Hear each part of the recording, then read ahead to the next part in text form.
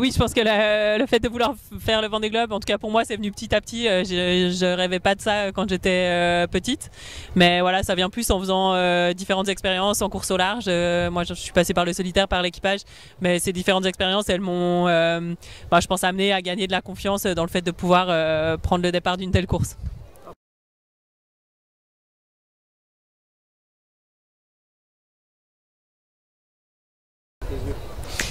C'est vraiment le Vendée Globe, c'est vraiment un des Everest, voilà, de la voile, de la course au large. J'ai déjà eu la chance de participer à quelques tours du monde en équipage, donc voilà, le pendant c'était d'y retourner en solitaire et voilà, c'est un des gros challenges qu'on peut trouver dans notre sport.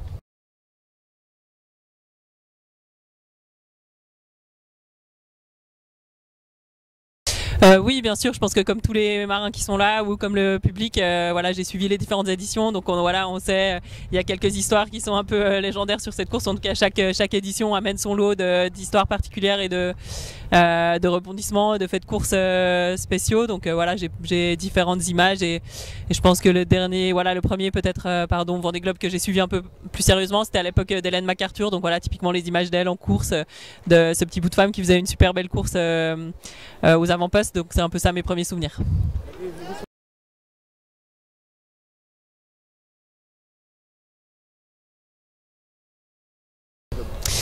Moi j'ai vraiment l'objectif, voilà, de faire au mieux avec le bateau que j'ai. J'ai un bateau de première génération, donc pas neuf pour cette édition là. Donc voilà, on sait que c'est parfois un peu plus compliqué de matcher en vitesse avec les bateaux plus récents, ou en tout cas d'aller tout le temps aussi vite qu'eux.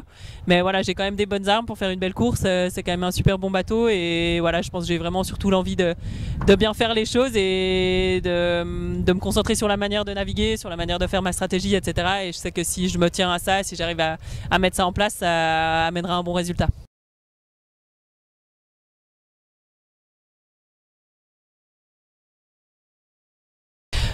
Non, pour l'instant, j'appréhende pas de choses particulières. Voilà, on sait que les semaines dans les mers du Sud, ce sera pas des semaines faciles, mais voilà, faut déjà arriver jusque là. Donc, je me dis sur la course, on va prendre un jour après l'autre, essayer d'en profiter, essayer de faire au mieux avec chaque journée, essayer de les accumuler petit à petit jusqu'à revenir ici au Sable d'Olonne.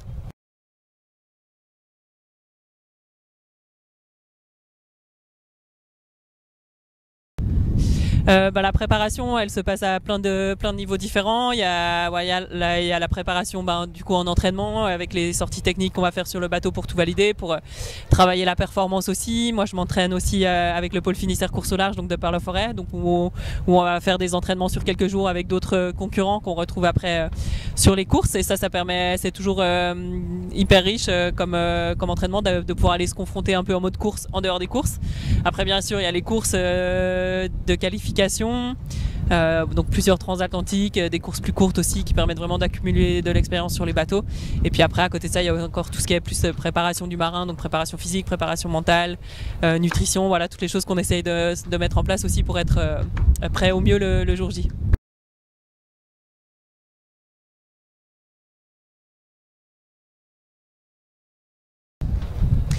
Pour l'instant, je me sens bien, je me sens plutôt reposée, plutôt en forme physiquement et puis encore assez sereine. C'est vrai qu'on a encore un peu de temps avant le départ, donc pour l'instant, il faut réussir à rester relax voilà, jusqu'à ce que l'échéance approche.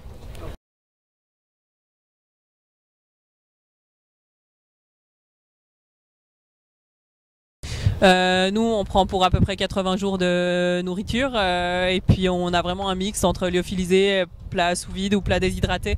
Voilà, on essaie vraiment de mixer pour avoir un maximum de diversité et pas trop de lassitude sur le tour du monde.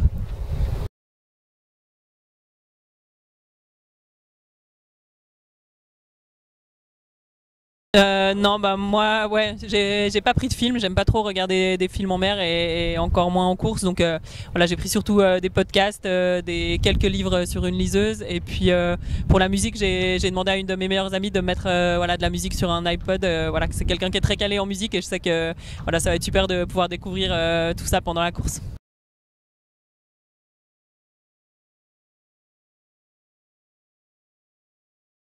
Oui, donc mon bateau c'est l'ancien Charal, donc de Jérémy Bayou, le Charal 1 qui avait été mis à l'eau en 2018 pour le Vendée Globe précédent. Donc c'est le bateau sur lequel Jérémy a fait le Vendée Globe 2020. Oui, donc on n'a pas fait de gros changements depuis 2020. On a surtout on a changé les foils cette année parce que les foils du bateau dataient de son origine, donc ils commençaient à être un peu dépassés en termes de design.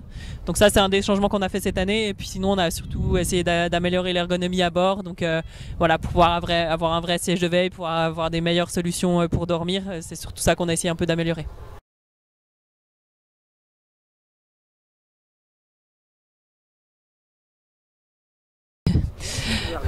Oui, ben du coup, sur tous les dossiers, sur tous ces sujets-là, je dirais qu'il y a encore du travail. C'est vrai qu'on voit qu'il y a des choses qui évoluent, mais aujourd'hui, typiquement sur ce Vendée Globe, on est 6 femmes sur 40 participants, donc on est 6 femmes pour 34 hommes. Donc on est vraiment en minorité et voilà, ça n'a pas évolué depuis 4 ans. Donc voilà, ce serait bien que les choses continuent de se développer dans le bon sens, que les filières féminines continuent à se développer, qu'on continue, que les classes et les fédérations continuent à mettre des moyens pour promouvoir le sport féminin et pour offrir les meilleures structures aux femmes.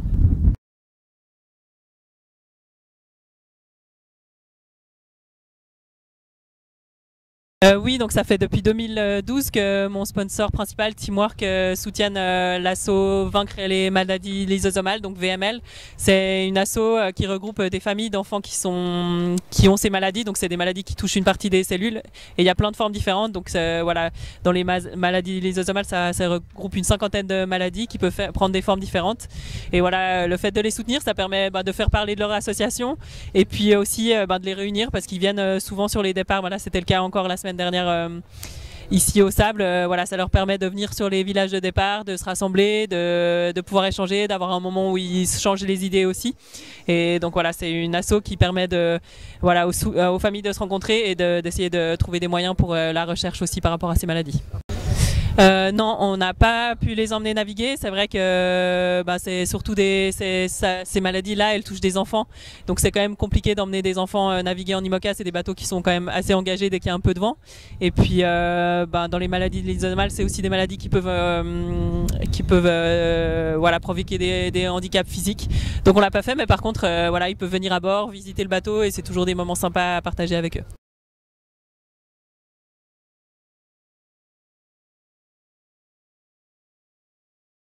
On peut me souhaiter bon vent, d'arriver au bout de la course et puis d'être contente du chemin parcouru à l'arrivée.